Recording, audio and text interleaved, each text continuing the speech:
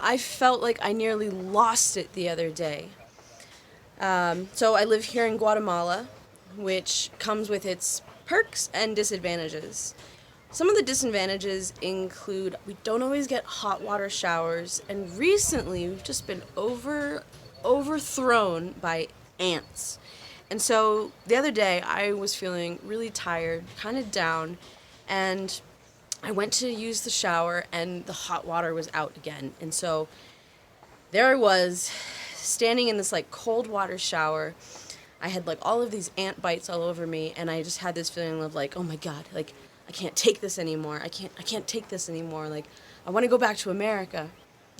And then I thought back to my time in America when I had had similar feelings, but it wasn't a cold water shower and fire ants.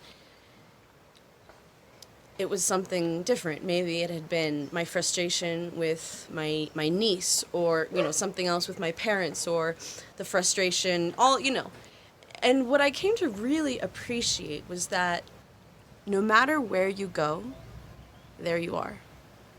And there's always going to be something that is triggering or bothersome or frustrating or just like inspiring of like anger, right? And I was talking to my friend Luke about he knew this guy who had this like horrible messy divorce and went to India to become like a sadhu, a monk. And he spent like 10 years in India reaching for the sunny shores of enlightenment, only to go back to America to realize that he was still being triggered by the same stuff.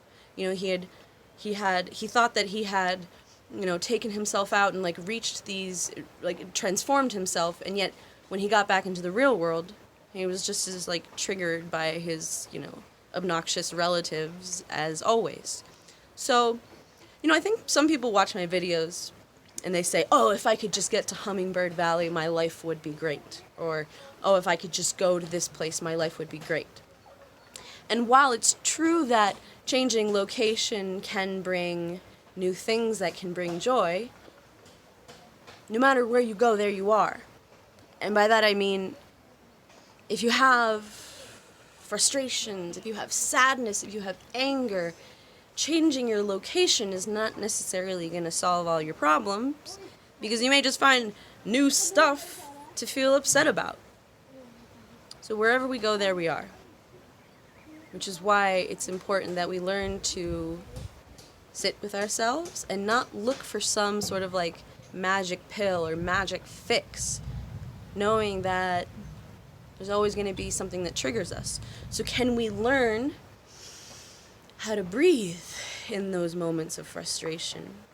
Can we learn to recognize, I'm really tired right now. Maybe I just need to take a nap. Can we learn to maybe go take a walk when there's that frustrating sound of construction next door that feels like it's crazy making? However, I do think there's something to be said. An orchid needs certain conditions to thrive. If you put an orchid in the hot, dry desert, it's going to wilt and most likely die. So if you're in a place that does not fulfill your needs, maybe changing location will help you fulfill your needs. So say, for example, I have a need to spend time in nature. In fact, I'm about to go with Bella here for a walk in the forest to get away from those construction sounds. So, you can change locations, and my caution is be clear on what your needs are and go places, if you feel you must, that will help you better fulfill your needs. But don't expect that moving to another city is going to radically change everything. In fact, my parents were diplomats, and so I grew up all over the world. I would change the place I lived every 3 years. When I was 5 years old, we lived in India. By 12, I lived in Paris. By 21, I lived in Singapore. And then there was also a lot of changing schools in between, and so there was a lot of movement in my past. And a lot of times I felt that, okay, in this next place, I'm gonna, it's gonna solve all my problems, I'm gonna start over. And what I found consistently was that wherever I went, there I was. The same patterns would emerge, the same things I was complaining about, given enough time, the new version of those complaints would pop up. So, wherever you go, there you are, whether it be near or far, whether you get there by plane or car, wherever you go, there you are. So that's just a thought, I've traveled to the ends of the earth, and one of the biggest realizations was that I could have done all of the work and all of the journeying and all the searching that I've done just by sitting under a tree. So that's actually what I'm about to go do right now. So, let me know what you think in the comments below.